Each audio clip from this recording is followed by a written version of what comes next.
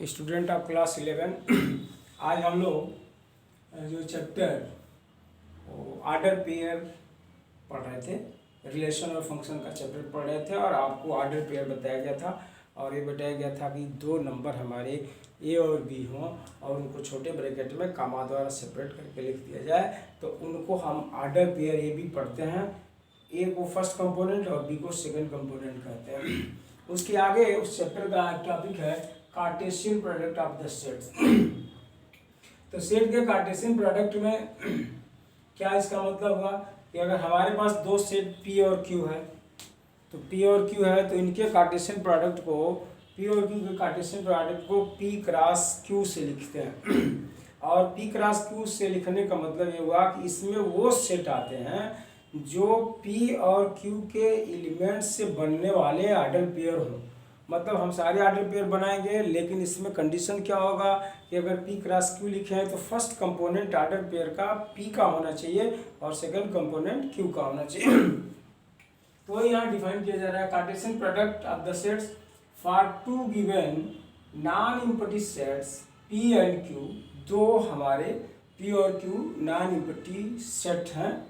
The Cartesian product is denoted by P Q. तो इनका Cartesian product P cross Q से denote किया जाता है। Product is denoted by P Q and it is defined as, और इसको ऐसे डिफाइन करेंगे, the set of all order pairs of elements from P and Q. P और Q से आने वाले, पी और क्यू में जो जो हमारे एलिमेंट्स हैं उनसे जो ऑर्डर पेयर बनाया जाएगा, उन ऑर्डर पेयर को अगर हम एक सेट बना दें तो ये सेट हमारा पी और क्यू के कार्टेशियन प्रोडक्ट को डिफाइन करेगा। जैसे यहाँ पे डिफिनीशन है, P cross Q is equal to order pair A B. A is an element of P and B is an element of Q। इसका मतलब इस ऑर्डर पेयर का फर्स्ट कंपोनेंट P का होना चाहिए और सेकंड कंपोनेंट Q का होना चाहिए, क्योंकि यहाँ पे हम order pair P cross Q लिखे हुए हैं। इफ अब एक एग्जांपल इसको लेकर के दिखाया जाए, बात जो समझना हो एग्जांपल से समझना चाहिए। सपोज कीजिए if P is equal to A B and Q is equal to 2 3 4। P हमारा 2 3 4 का मतलब set P have two elements A and B and set Q have three elements 2 3 and 4।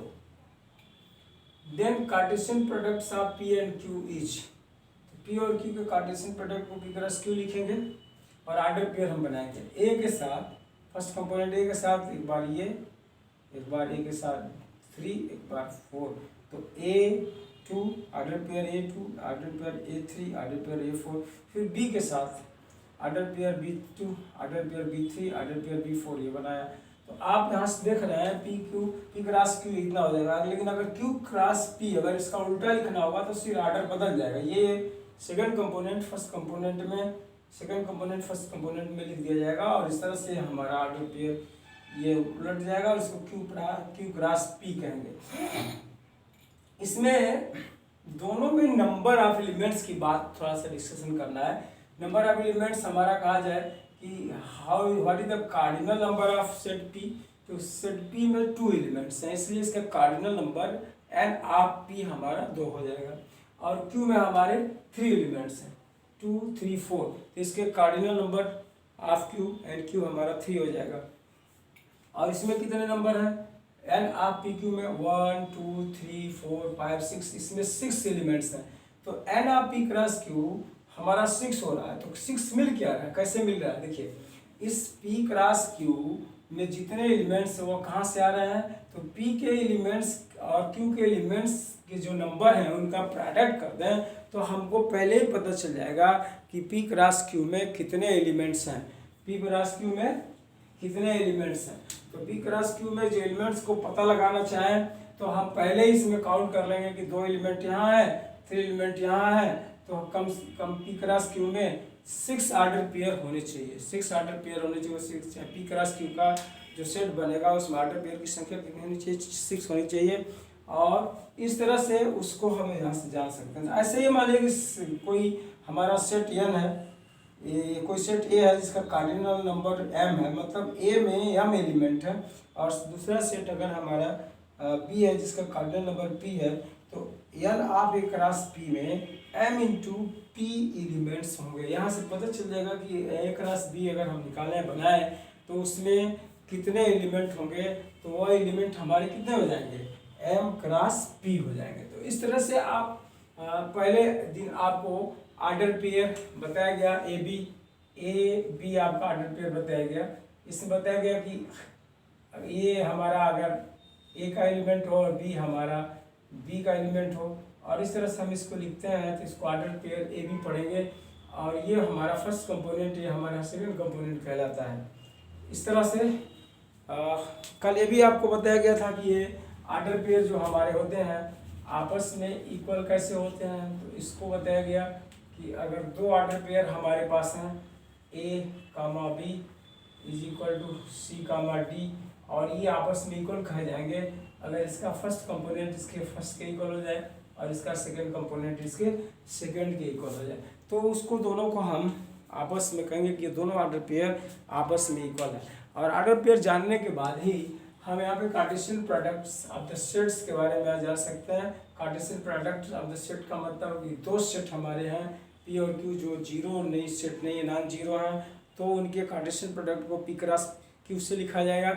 और पी क्रॉस क्यू में वो सारे set of order pair आएंगे, set of order pairs. P cross Q is the set of all order pairs, the elements of that order pairs comes from set A as well as comes from set B। First component हमारा set P का होगा और second component हमारा Q का होगा। चाहे order pair अगर Cartesian product A cross B का बनाएंगे तो पहला कंपोनेंट A का होगा, दूसरा कंपोनेंट B का होगा। इस तरह से आप यहाँ से देखें कि P और Q दो हमारे non zero non empty sets हैं, तो उनके कार्टेशियन प्रोडक्ट को P क्रॉस Q से लिखा जाएगा। और उसको डिफाइन करने के लिए क्या डिफिनीशन है, the set of all order pairs of the elements from P and Q. P और क्यू के एलिमेंट्स से बनने वाले उस सारे आर्डर पेयर से जो सेट बनेगा उस सेट को इस आर्डर पेयर में रखने पर पी और क्यू का कार्टेशियन प्रोडक्ट मिलता है। एग्जाम्पल में अभी पी की वैल्यू है तो क्यू की वैल्यू है, तो पी और क्यू का आर्डर पेयर बनाने के लिए आर्डर पेयर एक A2 A3 A4 B2 B3 B4 ऐसे बनाएंगे कार्टेशियन प्रोडक्ट। और इसका अगर आर्डर हम बदल दें तो आर्डर पेयर का भी आर्डर चेंज हो जाता है। और इससे क्लियर होता है कि अगर हमारे पास दो सेट हैं उसमें नंबर ऑफ एलिमेंट पता हो तो बिना हम ये दोनों सेट के कार्टेशियन प्रोडक्ट को लिखे ही ये पता कर सकते हैं कि उस कार्टेशियन प्रोडक्ट में सबसेट्स कितने आर्डर पेयर के कितने एलिमेंट्स हैं, उसमें कार्टेशियन प्रोडक्ट में कितने एलिमेंट्स हैं। तो उस बेसिस पे आप यहाँ से ये जान सकते हैं। और एक पता किया जा सकता है कि अगर इनका नंबर पहले ही पता हो जाए तो इनके नंबर को आपस में प्रोडक्ट करके इनके कार्टेशियन प्रोडक्ट में सेट की संख्या को जाना जा सकता है। अब इसके बाद जो हम लोगों को ये कार्टेशियन प्रोडक्ट के बाद जो आपको पढ़ाना है रिलेशन, तो रिलेशन एक्चुअली इसी कार्टेशियन प्रोडक्ट का रिलेशन क्या होता है, सबसेट होता है। कार्टेशियन प्रोडक्ट का ही सबसेट क्या होता है, रिलेशन होता है। इसको आप लोगों को बताना है। सबसेट का मतलब पिछले चैप्टर में आपको सबसेट पढ़ाया गया था। सबसेट में क्या बताया गया था कि दो सेट ए और बी हमारे हैं और सेट ए के सारे एलिमेंट सेट बी में पाए जाते हैं, तो हम कहेंगे सेट ए जो है सेट बी का सबसेट है। ऐसे ही अगर रिलेशन हमारा इस कार्टेशियन प्रोडक्ट का सबसेट होना है तो सर्टेनली उस रिलेशन में इसी आर्डर पेयर में से कुछ न कुछ आर्डर पेयर उसमें भी लिखे जाएंगे, ये रिलेशन में होता है। तो रिलेशन में चूंकि आर्डर पेयर का यूज करना है, कार्टेशियन प्रोडक्ट का सेंस रहता है, इसलिए रिलेशन और फंक्शन को पढ़ने से पहले आर्डर पेयर और कार्टेशियन प्रोडक्ट को पढ़ना जरूरी है।